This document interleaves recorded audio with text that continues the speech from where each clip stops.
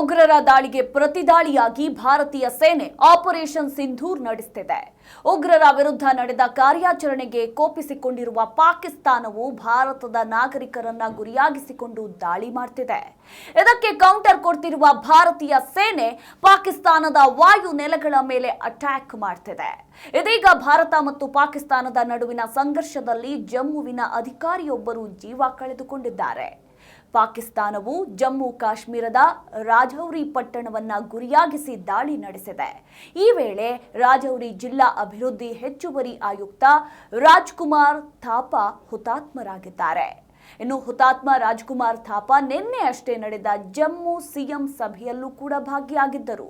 ಇದೀಗ ರಾಜ್ಕುಮಾರ್ ಥಾಪಾ ಸಾವನ್ನಪ್ಪಿರೋ ವಿಚಾರವನ್ನ ಜಮ್ಮು ಕಾಶ್ಮೀರದ ಸಿಎಂ ಒಮರ್ ಅಬ್ದುಲ್ಲಾ ತಿಳಿಸಿದ್ದು, ಮೃತರ ಆತ್ಮಕ್ಕೆ ಶಾಂತಿ ಸಿಗಲಿ ಅಂತ ತಮ್ಮ ಟ್ವಿಟರ್ನಲ್ಲಿ ಪೋಸ್ಟ್ ಮಾಡಿ ಸಂತಾಪ ವ್ಯಕ್ತಪಡಿಸಿದ್ದಾರೆ.